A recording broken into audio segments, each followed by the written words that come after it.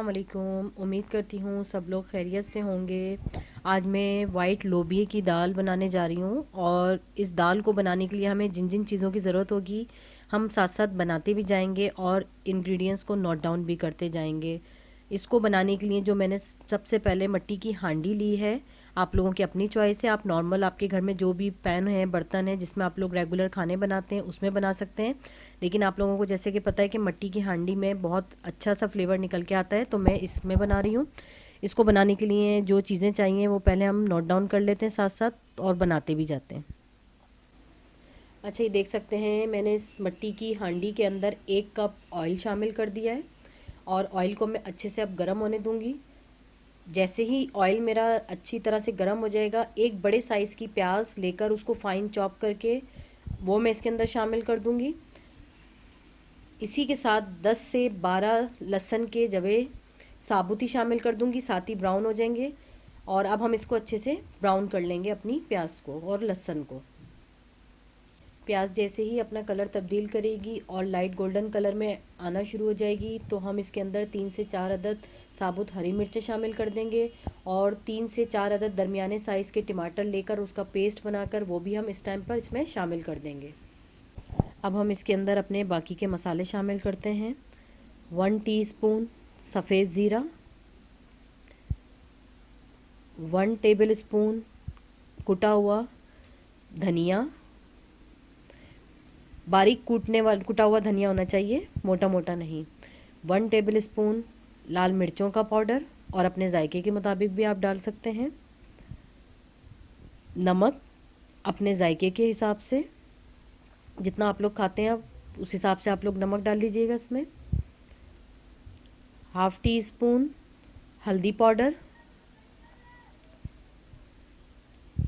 तमाम मसाले शामिल करने के बाद अब हम इसको बहुत अच्छे से भून लेंगे कि जो टमाटर का पानी है वो बहुत अच्छी तरह से खुश्क हो जाए, मसाला हमारा भुन जाए।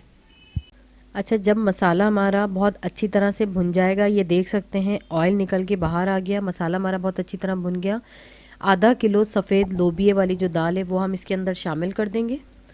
अब दाल शामिल करके हम इसको बहुत अच्छे से मिक्स कर लेंगे मसाले के साथ। अपने तमाम मसाले के साथ दाल हमारी जब बहुत अच्छी तरह से मिक्स हो जाएगी, कम से कम 5 से 10 मिनट हम इसकी भुनाई कर लेंगे मसाले के साथ दाल की अपनी।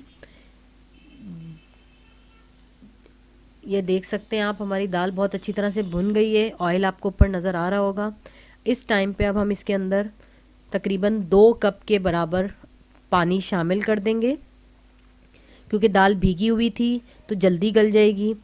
मैं इसमें 2 कप के बराबर पानी शामिल कर रही हूँ और इसको अब कवर करके 30 मिनट के लिए स्लो फ्लेम पे छोड़ रही हूँ कि ताकि हमारी दाल बहुत अच्छे से गल भी जाए और ये तमाम पानी खुश्क होके ऑयल निकल कर ऊपर आ जाए। जैसी हमारी दाल गल जाएगी फिर मैं आपको नेक्स्ट बताऊँगी इसके अंदर हम आखिर में इसका तड़का कैसे बनाएंगे और इस पर हम तड़का कैसे लगाएंगे। अच्छा, ये देख सकते हैं दाल बहुत अच्छी तरह से ये गल गई है हमारी, तमाम पानी खुश्क हो गया है। अब इसको ऊपर हम एक अच्छा सा तड़का बना के लगाएंगे जिससे हमारी दाल पे एक रौनक सी भी आ जाएगी। ये देखें कितनी ज़बरदस्त सी गल गई है। अब हम इसके तड़के की तरफ चलते हैं, इसका तड़का तैयार करते हैं और अपनी दाल को फाइनल करते हैं। अच्छा, इसका तड़का तैयार करने के लिए एक छोटा सा पैन ले लेंगे।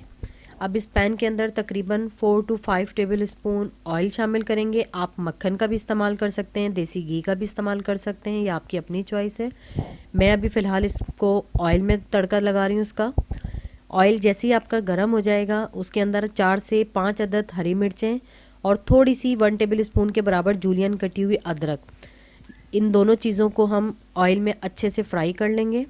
जैसी थोड़ी सी फ्राई हो जाएगी चूल्हा बंद कर देंगे। 1-2 सेकंड के बाद चूल्हा बंद करने के बाद हम इसके अंदर 1/2 टीस्पून के बराबर कश्मीरी लाल मिर्च शामिल करेंगे। ये बहुत अच्छा सा कलर देगी, इसमें कोई फ्लेवर नहीं होता, तेज़ी नहीं होती, सिर्फ ये बहुत अच्छा सा कलर देता है। मिर्च का काम जो होता है वो कलर देना होता है। ये इसके बाद हम अपनी दाल के ऊपर इसको डाल देंगे। ये देख सकते हैं कितना ज़बरदस्त सा हमारा दाल का कलर और लुक निकल के आया है। अब हम इसको सर्व करते हैं।